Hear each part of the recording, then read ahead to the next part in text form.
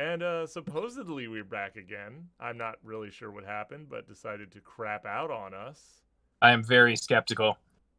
I'm always skeptical. I am forever skeptical. I am sketch monster over here with how skeptical I am of all this. Sketch City.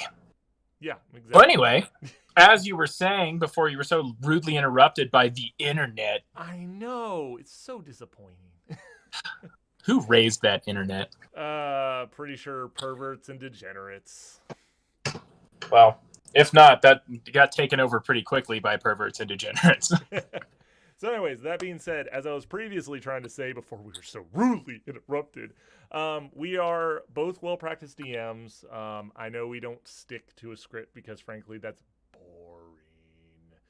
And also, honestly, you can't be a rule person. But we will get to that because what this episode about is we are not doing a session in Perseus. No, no, no, my friends. What we are doing is we are doing a kind of, so you'd like to play D&D. Yes. Yeah, so we're going to be going over lots of different things. One of the things is tips and tricks for new DMs, and these are good for actually experienced DMs as well. Jason and I, we've been DMing for a little bit. I've DM'd mostly one shots. I've DM'd one full campaign, but there are lots of traps that DMs can fall into. Yes. Even experienced DMs can fall into these traps super easily, and players will actively throw you into the traps as often as they possibly can. So it is amazing the amount of times that I have found myself thrown under the short bus, and I was the driver. And I still ended up underneath it. They dragged you out of the bus and put your face under the front tire. So, basically, we're going to structure this out into three sections. Sorry, my bad. The first one is going to be just the good things and kind of the pitfalls of being a DM. And it's like Eric said, this is both, practice DMs and then brand new ones. Especially if you're brand new, this is going to be really important, actually. And it should help you think of a couple things. Hopefully inspire some of you old guys, too. After that, we'll be doing encounter building because, let's be real, RP is great, but unless you get to cut something's head off, it's just not as fun. Let's be real. Truth. We all want to be murder hobos, right, Eric? Everybody wants to be a murder hobo in their heart. We're all chaotic neutral in here. I thought it was chaotic stupid. Okay. And then the third problem is going to be world building and story construction. Mm-hmm. And yeah, that's its own beast entirely. Good God, is it ever. So that being said, let's go over DMing. Da-da-da.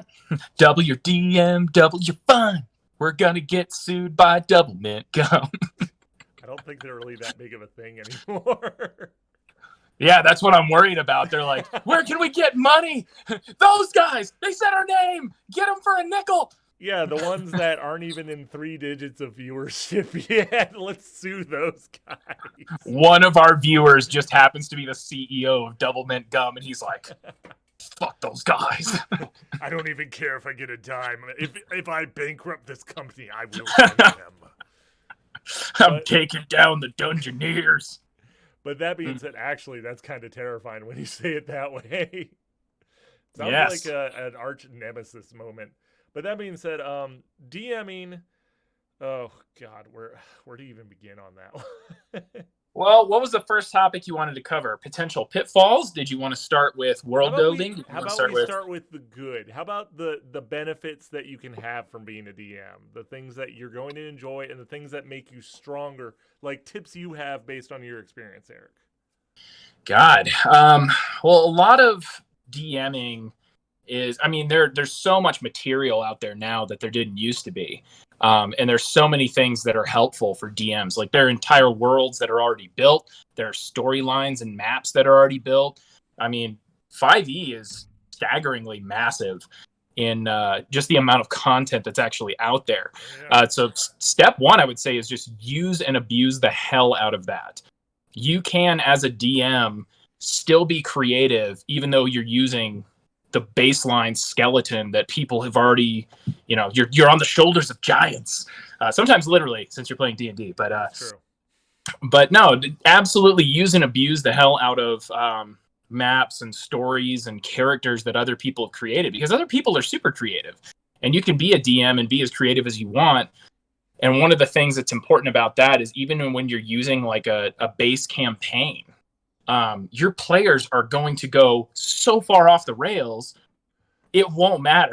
No, not even a little bit. And that's the best part is with every single group, and D&D is really about who you're playing with, not what you're playing. So it's really, if you like the people you're playing with and you're playing with good players, it's going to be a good time, regardless of what the underlying structure is. And that being said, I am going to put a caveat to that. I like how you said, because this is perfect for the direction I was going. Try to have fun with it, Eric. That is the most important thing. It doesn't. 100%. You would be amazed at the just kind of weird hobbies and things that I've picked up that I'm like, this doesn't help me in any part of life, but I bet I could put this in D&D and see what happens with my party members.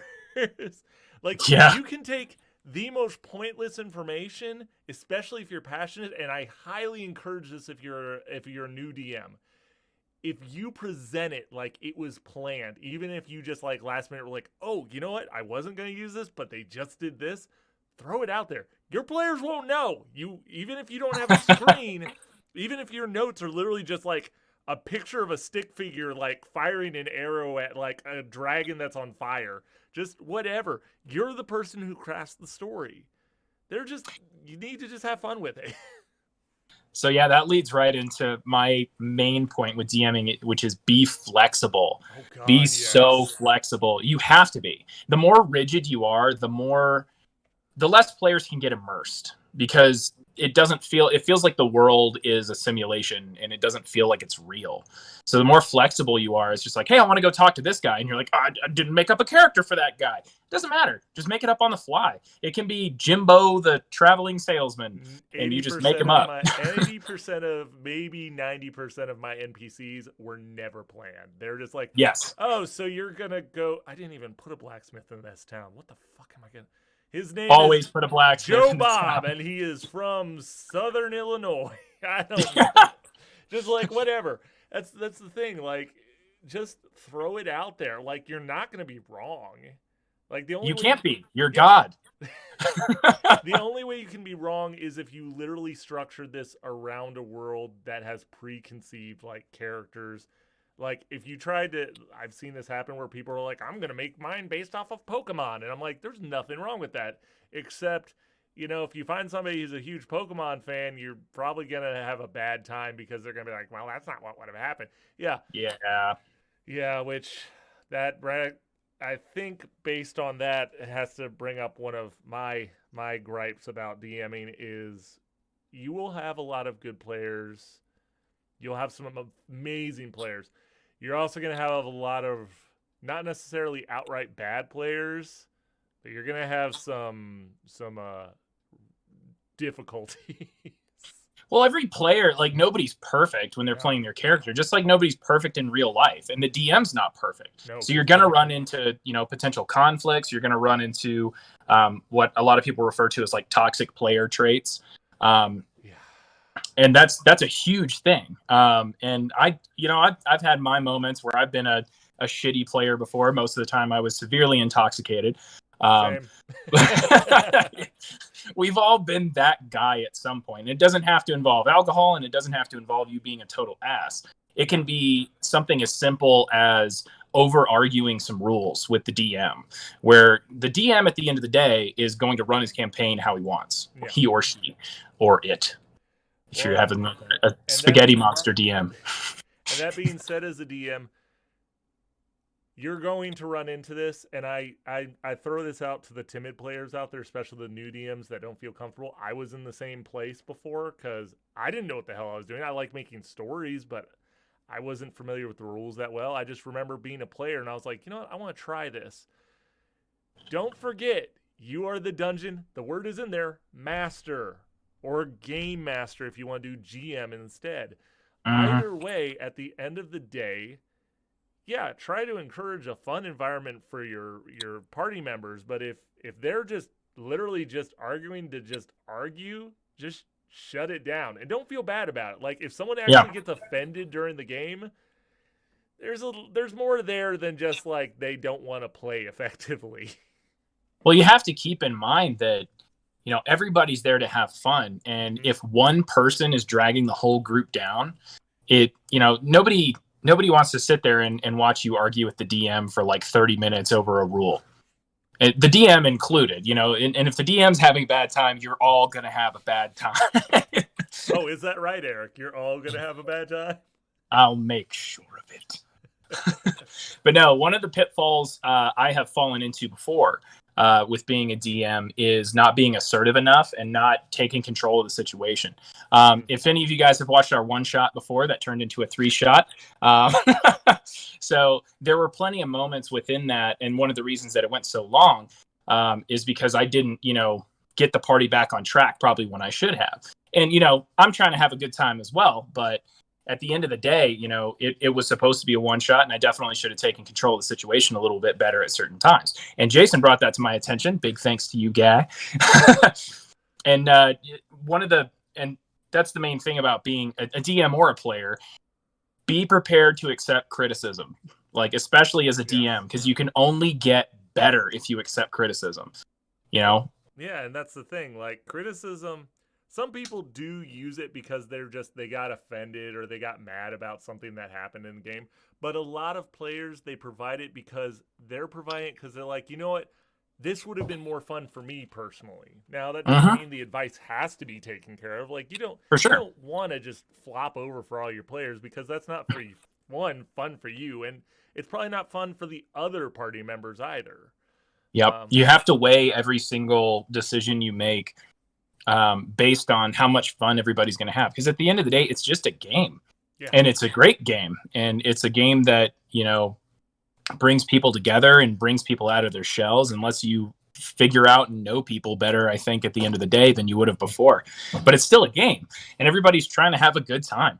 Once you get like too deeply mired into rules and too deeply mired into, well, I mean, I think I should probably have advantage on this because of this like racial trait that interacts with in the DM. If the DM's just like, no, just let it go. Just let it go, man. Oh, and that being said, I'm glad you brought that up too as a good point. I did say earlier, just have fun with it. There is a point where you definitely should pick up at least the Dungeon Master's Manual. Just pick it up, or even if you don't buy it because you're broke, look online. You know how many free resources there are for the general rules of 5e? Or even if you don't want to do 5e, you can find for free PDFs of all of the 3.0 and 3. We don't mention 3.5. You can find all those rules.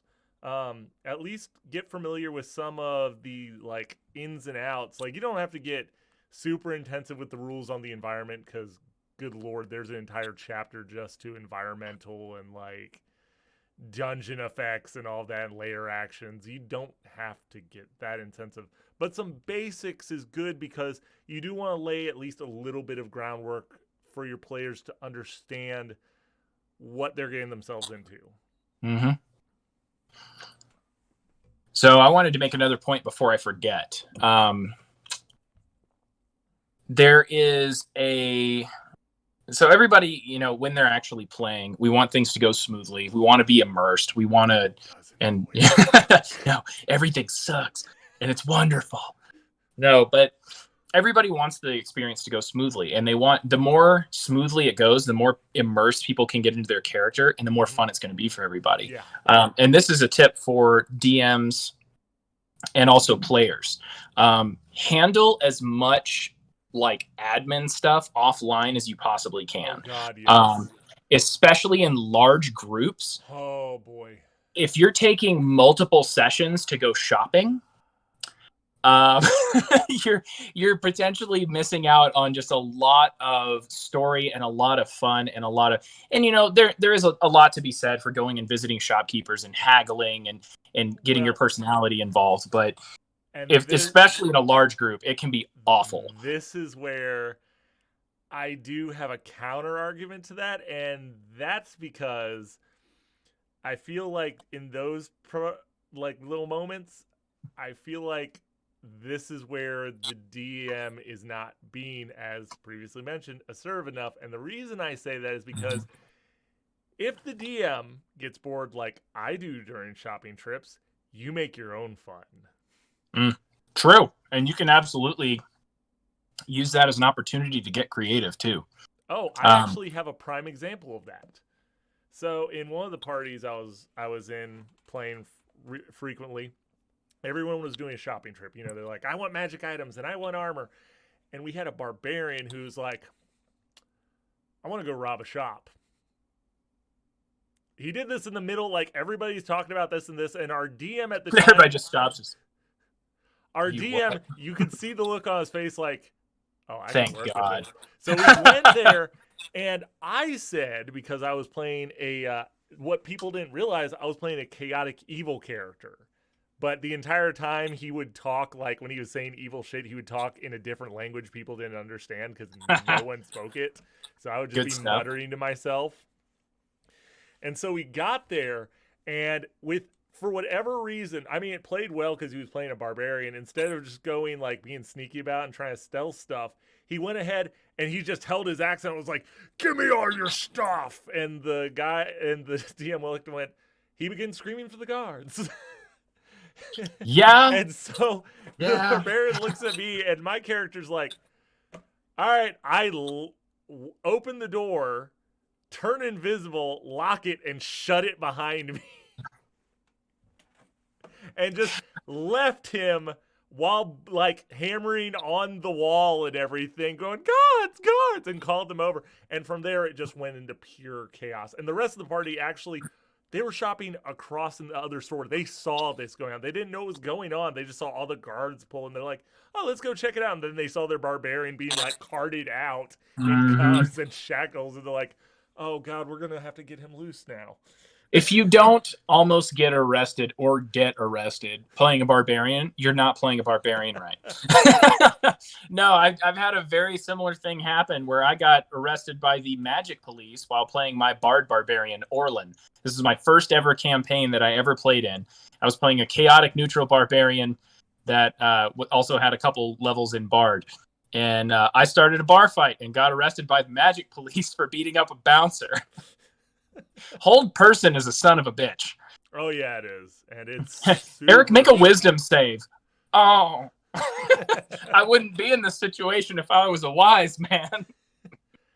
And yeah, so that's like our biggest tips. Definitely go to learn a little bit about the rules. Don't be a stickler or be a stickler.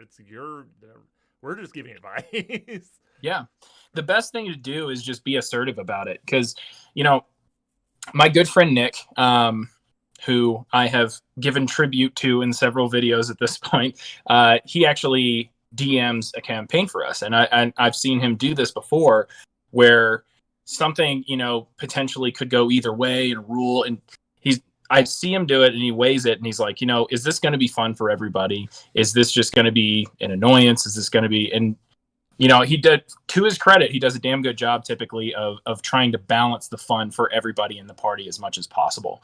And that's really what it's all about at the end of the day, from the DM's perspective and the players. Don't be an asshole player.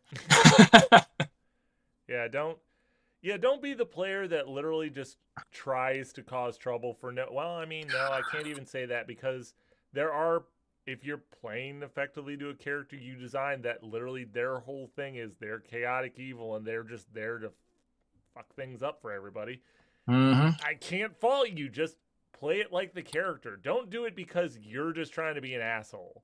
Right. And try and balance that with having fun with your party. Because there are ways to play evil characters, especially, that work well with parties.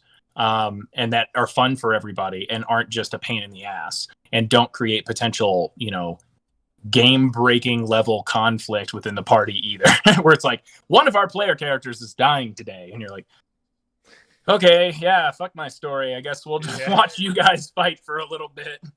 Yeah, and I mean, you can, we had a warlock that we decide we need information out of an assassin we got a hold of, and his idea was, okay, he's tied up, right? And we're like, yeah. He goes, get the paladin out of the room. We're like, why? He goes, get the paladin out of the room. And as soon as he does, he starts using shocking grass to tase information out of the guy we've got tied up. And I'm like, what's bad is I had a good character. He wasn't lawful good. He was neutral good. But I'm sitting there like, am I supposed to let this happen? So that's one other interesting thing for players that are, and this is the last we'll probably talk about this because we need to get back to DM tips, which is the point of the video. But there are ways to play every type of alignment that isn't toxic, you know, and isn't going to screw over everybody's good time. There are ways to play the angry, ready for combat barbarian that wants to charge into everything without screwing over your rogue sneak attack every single time. There are ways to play evil characters without pissing off your paladin or your cleric. And there are ways, you know, and just because you're playing an evil character doesn't mean you don't care about anybody in your party either. Yeah. You know, evil characters don't necessarily even know they're evil. Everybody's the protagonist of their own story. They're just doing what they need to do. And some people are the antagonist of their story too. Like, but regardless.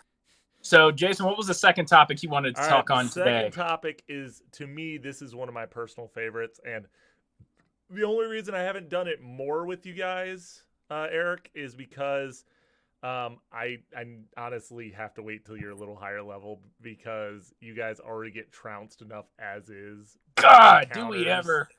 I want to talk about encounters, and one penchant of mine is going to be environmental encounters, which we'll get to. But building encounters is tricky. There are guides for it. There is the challenge rating system. You just have to do what's comfortable for you. The main thing is you don't want to provide an encounter. You want to provide an encounter that's challenging, but not one where it feels like by the end of it, they're like, I don't want to play anymore. I have scars. So one thing I will say, and this didn't reflect too much in my one shot because I legitimately had one day to plan it. Work had been destroying me. So I had one day to throw together a lot of encounters during my one shot. And as such, a lot of those encounters were more on the boring side where like you go in and it's like, oh, here's 3 of the same creature. It's just like, well, once we fought one of these creatures, we kind of know how it works. And that's one thing that you always want to do. If you have the time to plan out an encounters, be as creative as possible. Multiple types of creatures that require different mechanics to take down. Like this one's immune to fire, this one's immune to other stuff. If you can just laser everything to death with fire, that's a boring encounter. You know, you're just like, all right, they're all dead. We win. Or even if it's difficult, if it's extremely straightforward, it's not necessarily as fun. And there are lots of different things that you can introduce that aren't necessarily creatures. Jason was talking about environmental stuff. One of the things that Luke brought up was introducing like mechanics. So you see it a lot in like raid battles and boss fights in video games, and you can draw from that absolutely in D&D. Yes. So much. Like it's just like, oh, there's like a pipe over here. What happens if I hit this? And then like the room starts flooding and it's like, okay, this is not necessarily good for either of us, but how can we use this to our advantage? And like there could be puzzles. There could be, you know, this guy's behind a wall and he's shooting through a hole in the wall and people have to think to get around. Like I mean, you have to really start being creative as a DM because the world is your oyster. You literally can do anything you want. And it's like when we were talking about the tips as a DM, your encounters don't have to be as straightforward like an RPG battle where, you know, you run up, you fight something, you kill it, you get your experience and gold, and that's it. You can draw a story into it if you want to. Like you could I've thought of this before too. Like you're sent on a mission by a town to kill a roving band of barbarians, and then it turns out the reason that they've been attacking is they were forced to do it by like an evil wizard who took over their land and said, I want you to collect everything around the area and bring it to me, or I'm going to kill the chieftain's daughter and his wife. Things like that. Like you can add some real dimension to creatures too. Like dragons are one of my favorite things to deal with because in the game they're highly intelligent. You don't have to fight it. Or if you're in the middle of a fight, you could be like, whoa, I've got this shiny thing. Please don't kill me. So one of the worst, best examples of that I have. So a while back, Nick was running this campaign, and I was actually playing Palisier. Palisier actually drew from a different campaign. Oh, you're talking about my rodeo night. Oh, I haven't yes, forgotten. yes. Reiko has not forgotten about that night, by the way. Reiko still exists because he never died. So we were tasked with bringing this like very, very, very young dragon back to these kobolds, and his handler was supposed to go with us. Palisier is not nice. So there was a booby-trapped chest that Palisier found, and it was just like a little like poison needle thing that was just going to jab out at you if you failed it. And Palisier's like, this is going to be funny. Not thinking that it would be this bad. So the little kobold, he's like, Palisier's like, my goodness, I do declare, I don't know nothing about picking locks. And he got the kobold to try and open it, not telling him about the trap because he thought it'd be funny. And the little spike came out and did 1 piercing damage. Palisier's laughing his ass off. And then the poison kicked in and insta-killed the kobold handler. And so I remember because I was playing a monk that was lawful good, and I was like, oh no, I'm rolling for this. My character would be pissed because he's going to figure this out. And it was one of the times that I rolled, I think I got like a 4 on my perception, and Nick was like, yeah, no, you have no idea. You just were like, oh my God, no. Palisier's like, no, what happened? It was booby-trapped. So and Jason was so mad, and his character wasn't allowed to be mad. No, so I had to sit there. I was just like holding his body like, no. So that's not even the worst part. Then we actually encounter the baby dragon that we're supposed to take back with us. And this thing is stronger than we are by a lot and does not yet know how to speak our language. But he has a little baby dragon horde, and we're trying to like chain it up and maybe try and drag it back, and it's stronger than we are by a lot. And then Palisier was like, you know what? Grabs the biggest piece of most expensive thing he could find in the pile and ran. No, Eric, you forgot the best part of that. You literally looked at me from across. You literally, I could feel your eyes on me go, just go with it. And I was like, oh no, I know what he's about to do. And without missing a beat, he takes off with this. And I'm just like, Nick, what do I have to roll to, I'm going to say it. Rodeo the dragon. He goes, you want to what? I say, I want to yeehaw this dragon. And I rolled it. I rolled it high enough. Yeah, you did. The best part of this entire encounter was watching Nick just break. And that's getting back to like DMing. Like it will happen. Things like this will absolutely happen. It's not how that was supposed to happen at all. There were 100 ways we could have done this, and this was the worst possible option. And encounters will definitely, oh my God, will they throw you for a loop? Like, dear Lord. Unfortunately, one of my favorite encounter moments we have had in Perseus was before we started streaming. One of my favorite moments is the party when they were escaping from the city. Actually, we may have filmed it. And no, we didn't. Palisier's big moment? Yes, where there's this giant behemoth creature, and it had an axe attached to a chain that had a hook on the back of it. And it's just wandering, patrolling the gateway, and Palisier goes, I'm going to sneak up on it. First, no, Palisier was trying to sneak by it.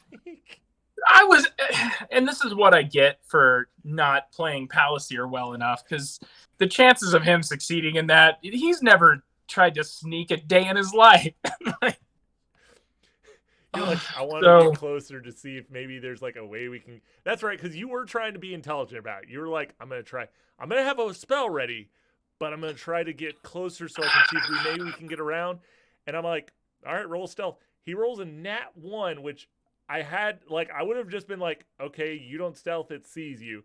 But the fact that because of the way Eric had set up in Roll20, it gave him a 0 stealth roll.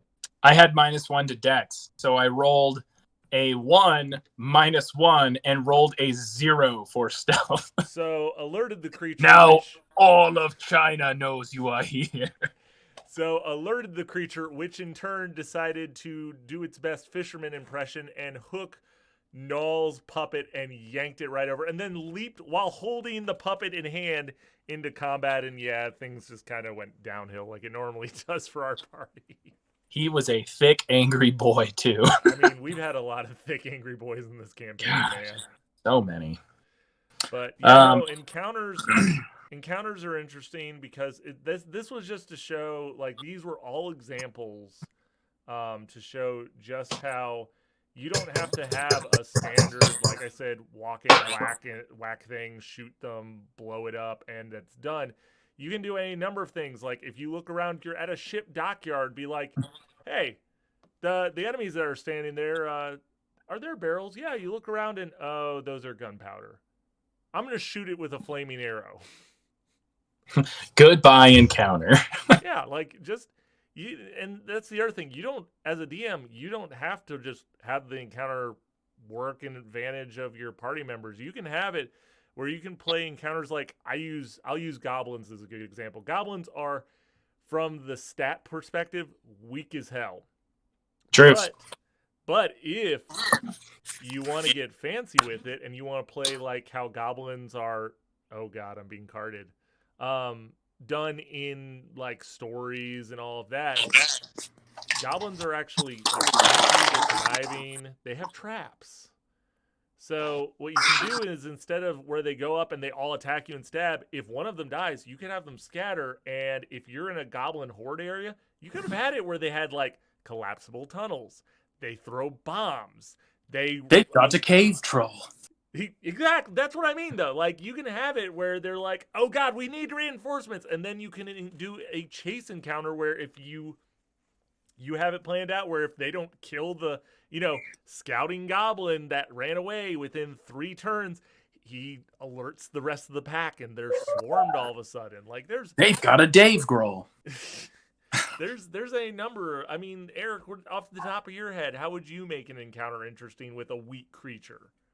So one of the things you guys saw actually a lot of during my one shot, if you were watching that, and that was one thing I tried to do more than anything, was make an encounter not inherently crazy dangerous, but make people make moral decisions during the fight.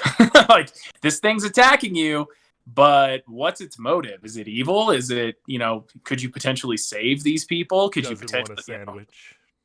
It does. Oh, this paladin's murdering a bunch of baby skeletons. Best tackle in D&D ever. Oh my god, it was so beautiful. But seriously, like, the more you can work in story elements and potential mechanics to make things interesting, the challenge rating system is there to make sure that the players aren't going to one-shot the enemy and the enemy's not going to one-shot the players. Everything beyond that is just, it makes it a little more balanced. But beyond that, you want to make combat interesting by doing all those things that we mentioned. You could potentially have, this dude standing on top of like a ledge, and then the only one that can hit him is a ranged. But then he's got like magic immunity or something like that. It's just like, how are we going to deal with this guy? And anytime your characters have to actually legitimately consider running away and re-engaging a second time is a win for the DM. Like, that's awesome. A really stupid encounter I had, and I call it stupid because, I mean, my DM had me flat. There was nothing I could do about it. Like, I wander into a cavern, and I surprise this lizard man who normally would just, the way I'm used to them playing is it's a lizard man, so it runs at you, tries to bite you, scratch you, all that. No, instead, it scurries up the wall, up to the ceiling, and I'm playing a paladin who's a dragonborn. And I'm like, okay, I guess that's it. And as I turn around to walk away, it uses a sling and hits me in the back of the head with a rock. And then it starts just it's following me from the ceiling and pelting me with rocks until I finally got to where a tunnel was, where the tunnel was low enough. And he's like, oh no, he's going to kill me if I go in there, and just ran back into the cavern. I was like, you mother... Ah! I was so mad. Well, that's one of the other things is when you're building an encounter. I think this is probably the last thing we'll talk about. Then we'll move on to the final topic. Yeah. When you're building an encounter, there's been a lot of creativity, and this goes back to using your resources. There's been a lot of creativity put into a lot of different creatures. Some of them are extremely straightforward, and think twice about using those because they're roll to hit. Oh, it doesn't match your armor class. Oh no. And that's like the amount of thought you have to put into it. As a DM, you try and find those interesting characters. Like shadows are a great example. Oh, God. They can just like fade and hide, and then they hit you and lower your strength score. Like they don't do tons of damage and they're not that sturdy, but they're super interesting, and they have long-term effects that people will have, the players will have to deal with until they take another long rest. And then they have to consider taking long rests and like weighing options and stuff. Anything that makes the players think is great. Oh, actually, there's a great example of an enemy that they're pretty weak. They're a basic enemy, except they have one specific thing about them. If I remember, they're called Kratoas, I think is what they're called. They're these little frog people. Oh, yeah. I included those in one of my campaigns, actually. They're honestly not that bad, except they do, if you look into their subtext and their culture, and this is where you get familiar with enemies. If you don't look into them, they are a straightforward enemy. They have a spear. Some of them have arrows and bows or harpoons. Mm-hmm. However, if you look into them, there is subtext that says they are a innately magical creature, and their belief structure, their gods that they have, were literally created by them. Their innate magic willed them into existence. And because of that, I have seen... Oh, yes. No, I read an entire campaign where basically these people were meant to go clear them out. And during it, in the middle of combat, the shaman and all of them started praying to their god, and the god materialized from their will. And it turned from a standard battle into a boss battle. And that's what I mean. Like, you could have it where zombies, all of a sudden the zombies, their bodies start twitching, and there happen to be a necromancer nearby, and he makes a cadaver golem or something out of it. And it's like, ha, thought you were done with me. Yeah, no, and there are a million really interesting characters out there for reference in 5e. There are tons of homebrews that people have made online. Just look stuff up and know the enemies that you're throwing in for your party really well. You don't want to spend time like looking at the sheets too much and reading every ability during combat. Prepare. The better prepared the DM is, the more fun people are going to have. Because instead of being like, oh, hang on, I need to read this ability for 5 minutes because, whatever. They can just be like, all right, give me a wisdom save. Why? And it's like, oh, now you're charmed and you have to fight for him. And you're like, oh, God. Well, that's why a lot of my stuff is homebrew for actually 2 reasons. 1, because I really like doing homebrew monsters. And 2, because I don't like my players meta-knowledging their way into, I know exactly what to do against this. Well, no, you don't, actually, because you've never seen this thing before. That's one thing I love, because as you play more and more D&D as a player, you're going to start, seeing recurring things. And rolling to see what your player's knowledge of the thing is always a good choice. Because the less you metagame, the less you metagame, the less you metagame, the more fun you're going to have, because you're going to get immersed in your character. You don't want to, and like I've played dumb characters. I'm playing Palliser right now, who's smart, but not necessarily always a good decision maker. Oh wow, I never thought that about Palliser. But no, and playing dumb players and playing dumb characters and smart characters. Freudian slip. But no, playing dumb characters, smart characters, charismatic characters, you have to remember that you are not your character. Like your character isn't you per se. Mm-hmm. And you can roll to do things that you would not be able to do. And you can roll to have your character do things that you might be better in this situation than your character would be. Don't be afraid to roll to see what your character might do. I actually had a chart, because I used to play a character who he was sort of mentally disabled. he was experimented on and he was Oh. messed up. So I actually had a chart, and in any interaction, I would roll a d6 just to see what the outcome would be. Oh, no.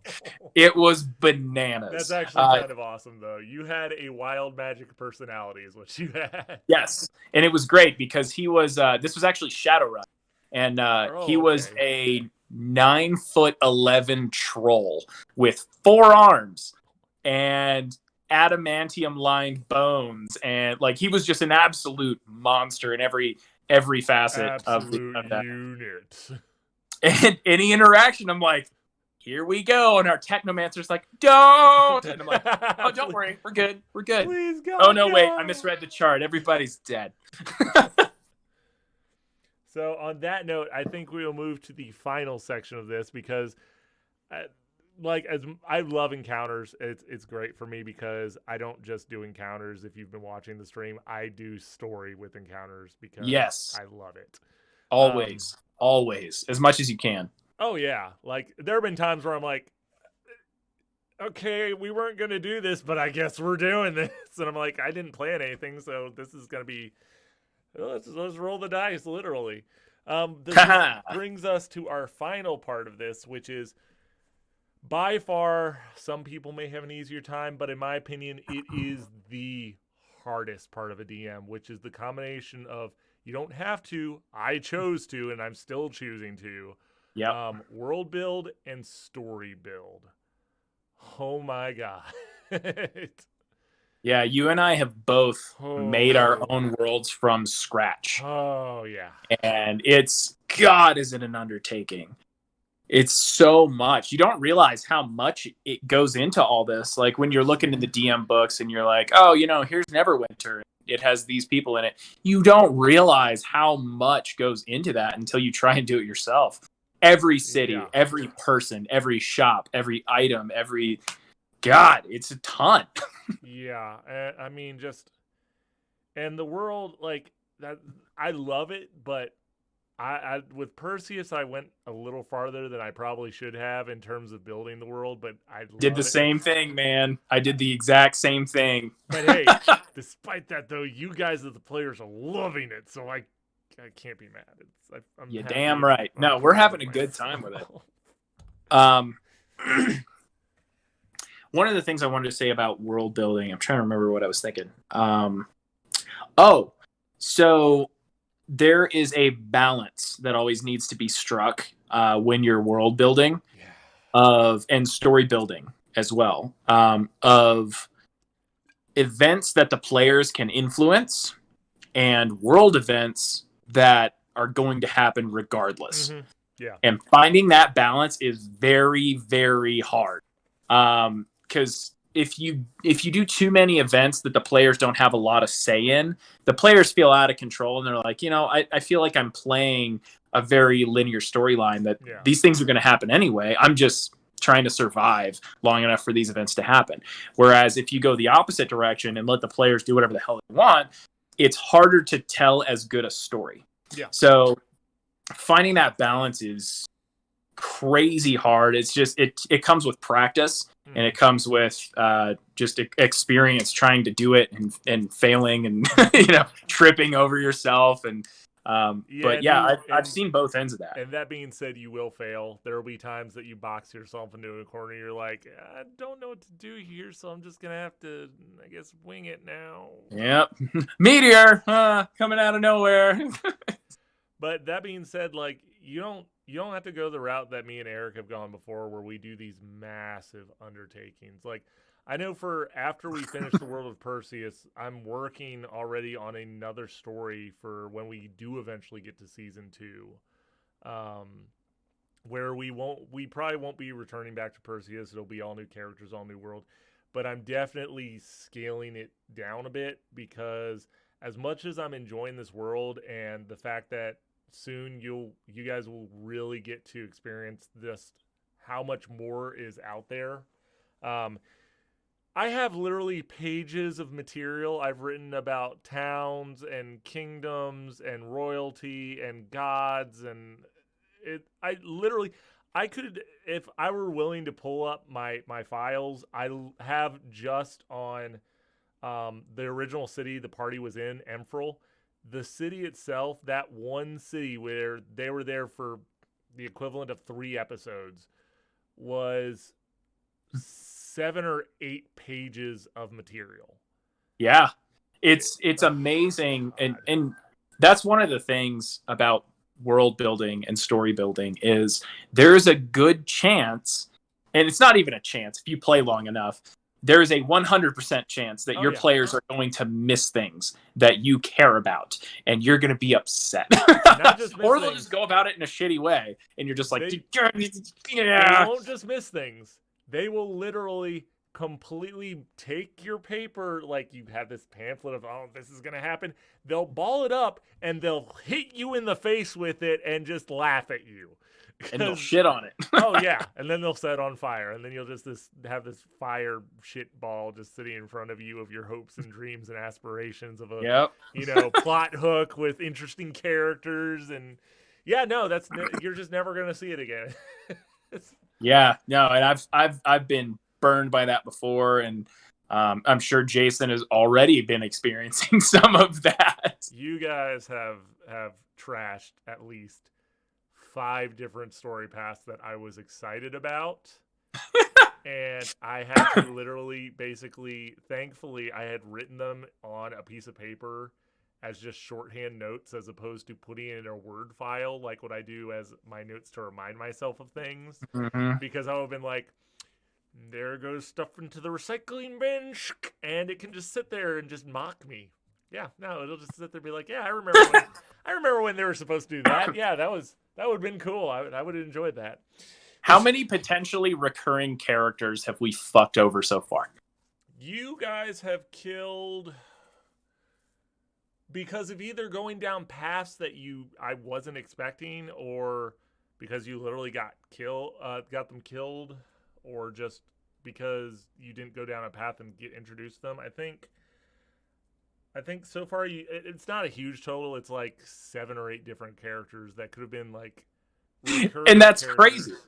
And like, but it's 7 or 8, but we're not that far into this campaign. So like people that have been watching, it's like, big things have happened, but not a lot of things have happened. And we've potentially destroyed 8 characters so far that you've written. That is a testament to like how much work you have to put in as the DM to build something like this. And then a lot of the stuff is just going to end up being either peripheral, non-existent, or just irrelevant or totally shit on. Oh yeah, completely. And you have to get used to that. But going back to the story and the world building itself, please, if you're a new DM, don't follow the path that if you've seen me or Eric, don't follow that at all. You will. If you are new, don't undertake a massive storyline to start. Do something simple. Oh God. As boring as it sounds, you can still have a lot of fun with doing something like a standard rescuing a princess from the dragon story. True. Get your feet wet, because guess what? You're like, well, I want to do this big thing. Well, it's like we said before. Guess what? Your players aren't going to follow it most likely unless you hold them. I will straight up tell you, like, I was not ready when I started building my world and I started building my campaign. It was my first time DMing, and I went straight in, and like there was one week where we still got together and played, and like I hadn't prepared as much as I needed to, and I had to wing a bunch of stuff, and then I forgot some things, and I was just like, God, I was not ready for this at all. Thankfully, everybody still had a great time, and I'm good at thinking on my feet, which is always good. But yeah, you got to be ready for it. And, there are so many pre-built campaigns that are fantastic. I've played the Yawning Portal. The Yawning Portal is great. It's great. There's nothing wrong with using a pre-built campaign. And just understand that if you're trying to world build and trying to write your own story, it is a massive undertaking. Yeah. And you want to DM something that's pre-made first, unless you want to hate yourself for a long time. Well, and that being said, too, you can have a large-scale plan, start small though with it. Mhm. Like for instance, you do want like a big continent or something. Like you've never done it before. You're like, I want to get my toes wet, but I have this vision of what I want. Okay, well, put it off to the side, and you could start where instead your party starts on an island, and the island is starting to sink for some reason. And then eventually, you at the end of it, you find out that something has been sinking the island, whether it's a mage or something, and you have to help people evacuate. And how you find the continent is you sail and you come across the continent, and now you have this whole new storyline in front of you. And you have to, based off that too, if it was like a mage, you can be like, I have to tell people about this because this guy is powerful enough to take an island down to the ground. And he said he has an army. Like, evolve it. Like, you don't have to, you can start small and have it grow into something world shattering. Yeah, that's what I did with my campaign. Actually, I made up my own town.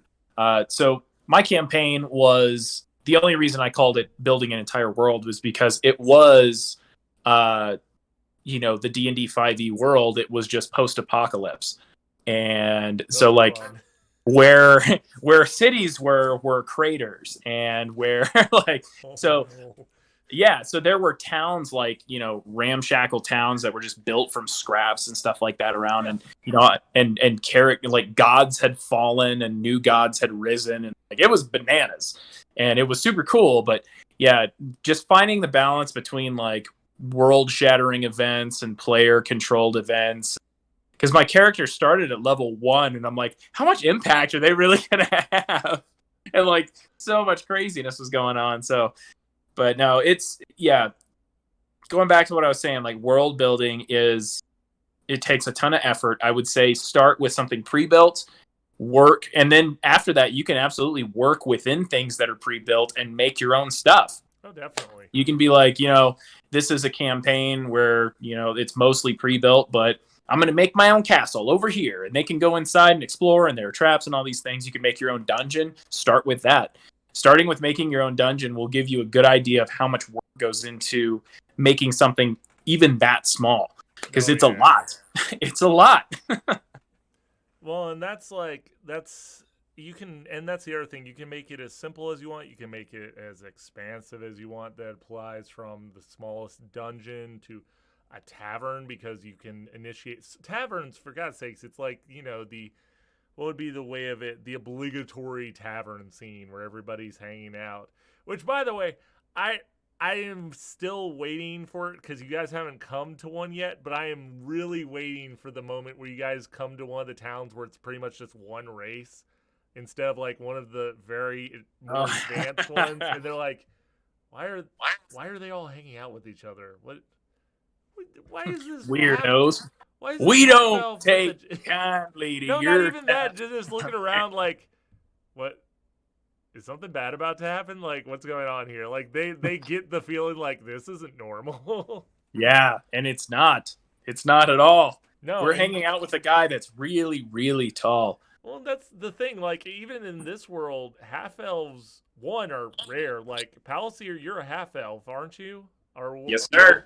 And I haven't brought on that because you've been in mostly very well, not even well built. Like, Emfral was a well established like empire, but it wasn't. Diverse. Yeah, but it's diversity. You guys haven't found any of like where it's a township where it's just one race. That's the thing. And I'm looking forward to when you do because you're gonna stick out like a sore thumb for two reasons. One, elves are, there's really only a couple varieties and they mostly live up in the skies. Yeah. And on top of that, you're a half elf. Humans and elves are not supposed to breed in this world. People get horny. I mean, I don't know what to tell you. Like, Bards exist. bards exist. But yeah, no, that's what I mean. Bards do Like, exist. so far, you guys have not really stumbled into any of the potential pitfalls as your races are going to get involved with. I mentioned in the beginning of the series with you, Eric, how there's this war and everything that happened in the past. But because you've been in well established areas, even the castle you're in right now, Cress, Castle Cress, it's still a very well established town with trade amongst the different races. and that's just because of the location to Emfral and everything. Yeah, I'm people are racist. Well, I'm not even sure it's racist. It's just this world does have, while you haven't really encountered it yet, it does have some animosity built up to certain races. And according to the history, there's some good reasons behind it. Yeah. Well. All right, man. Well, I got to get ready to drop. I am going to eat some spaghetti and meatballs. It is delicious. This is a homemade sauce with meatballs in it. Ooh. But one spicy meatball. Hold on, you have to hold your fingers like this when you talk about it, remember? Yeah. But were there any other topics you wanted to hit while you've got me? I mean, I'm going to talk to you afterwards, but that's just because this is off the record. None of you have to hear this. You're not supposed to. It's secret. We're talking about dicks. No. Why would we do that? I don't know. Why would we do that? Is there something you need? Is everything good at home? Should I be worried? Probably. Huh? You should always be worried. Oh, I'm always worried. It's why I'm still here. But that being said, I'm Jason Klein, your resident on and off again DM. This is Eric Heimerman. Always a pleasure. I thought it was Eric the Fantastic. Did you give up your title or something? No. That's it's a purely honorary title given to me by the. Yeah. Oh, okay. His Royal Popeness gave it to you? Not the Catholic Pope. Oh. I just was about to say, put the camera down. I want to make sure you don't have a little boy strapped to your crotch or anything. Oh yeah. Oh no, that joke is never going away. Sorry if you're Catholic out there.